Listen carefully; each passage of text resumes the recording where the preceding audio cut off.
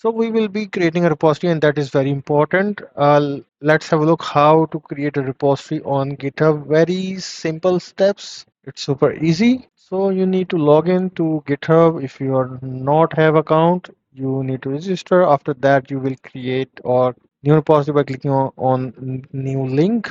And here you will need to provide few details. I don't have set up any templates. I will go with default, no template. Here I will be using Usman code, and that is for my website, Usman code.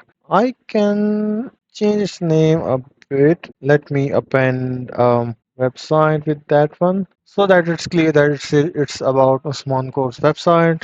No need to provide this description. If you want, you can add. Next, what will be the access level? Will be let be a private or public? I will keep that one private because at the end it will be hosted on this URL usmancode.com. So I can choose private. For your showcase projects, you need to click on public. Yes, I want readme file. And the ignore for this one, you need to find for C Sharp, you need to find Visual Studio, and it will put a default ignore file in your repository to ignore any extra folders which will prevent from committing those files into the repository, which is good. License, I can go with none, but for the public repositories, you need to choose somewhere between Apache License 2.0, GNU 3.0, and MIT. So for my private, I will cap with no. I can keep that one to none, and that will be fine. And the default repository will be the main,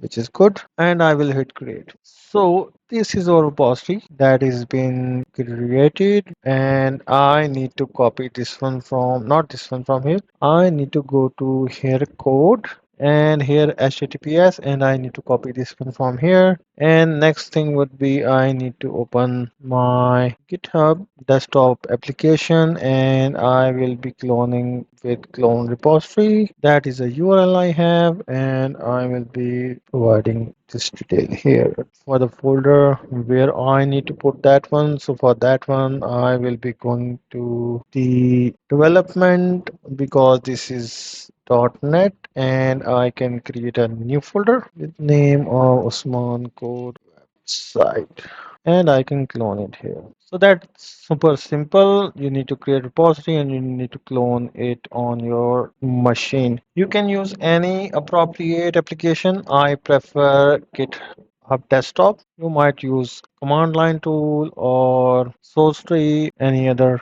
widely used application. So my repository is clone, and I can now put my solution into that repository. So stay tuned and keep watching, and see you in the next one.